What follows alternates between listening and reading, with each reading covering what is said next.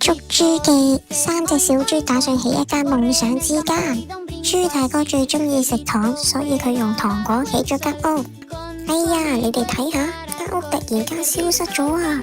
原來俾螞蟻偷食晒。豬弟弟最中意方便，所以佢用稻草嚟起屋。頑皮嘅灰狼吹冧咗佢間屋啦。最後豬妹妹建議用磚頭起屋，三兄妹齊心合力起咗一間又大又靚嘅屋。豬妹妹好中意呢間屋啊，係咪因為佢最中意磚頭呢？豬妹妹最中意呢間屋嘅原因係因為呢度有佢哋屋企人，佢哋可以一齊好開心咁住喺度。龜兔在賽跑，小兔子小烏龜再次進行跑步比賽。小兔子覺得自己會贏，小烏龜嘅目標就係努力加油。3、2、1，比賽開始。小兔子非常快，已經領先緊，而小烏龜都冇放棄，繼續努力。哎呀，小兔子突然停低，原來小兔子遇到小溪，但係佢唔識游水，過唔到去啊！小兔子為咗贏，佢跳咗落水，但係佢浸親啦，所以喺度求救。小烏龜到咗溪邊，發現小兔子唔識游水，小烏龜孭住小兔子游過去，最後小烏龜同小兔子一齊跑到終點，贏咗比賽。喺呢個故事，我學到唔好放棄，享受過程，唔好做危險嘅事。有能力嘅話可以幫人，你又點睇呢？認識貨幣，媽媽去請明明，跟住購物清單買食物。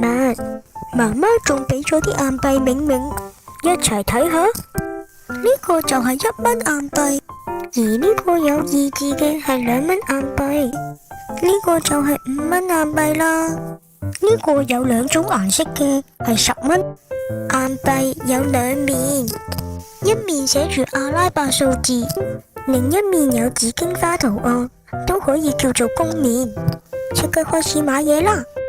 價錢牌寫住檸檬要1蚊，邊個係1蚊呢？一齊指出嚟，答啱啦，bingo！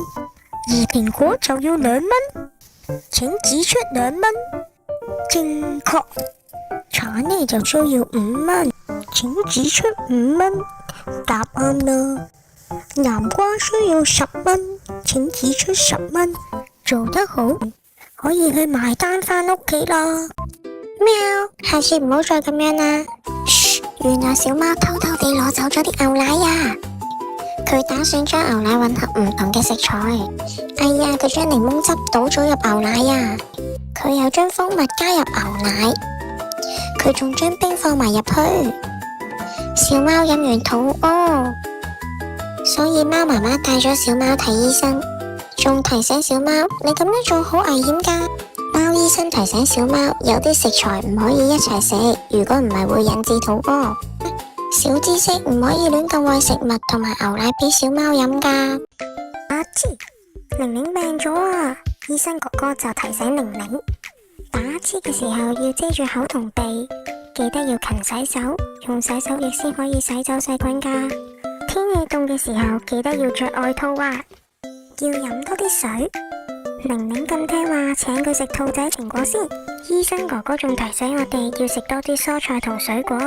病咗要戴口罩，遮住口同鼻。睇完醫生要返屋企休息，保護自己同埋其他人，一齊保持健康，預防流感啦。玩下小麥搵到塊香噴噴嘅餅乾，所以佢想邀請埋朋友去野餐分享。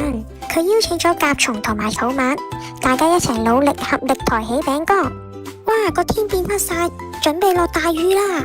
突然落大雨，所以佢哋匿埋咗喺蘑菇下面避雨。雨停咗之後，出現咗好靚嘅彩虹。佢哋努力完之後，坐低開始野餐，食咗一啖餅乾，發現辛苦完食嘅食物係最好食。小甲蟲的第8條腿，點解呢隻小甲蟲有咁多隻腳嘅？原來佢覺得有8隻腳嘅蜘蛛好威風，所以佢諗咗個方法啊！根本就係着住假腳。哇！有一日大風吹走小甲蟲嘅假腳，咦？小甲蟲發現冇咗假腳嘅時候，行得仲舒服，所以佢決定掉走假腳，做返自己。小知識：昆蟲只係得6隻腳，而蜘蛛並唔屬於昆蟲類。Peace follow like share，請幫手訂閱、讚好同埋分享條影片出去啦！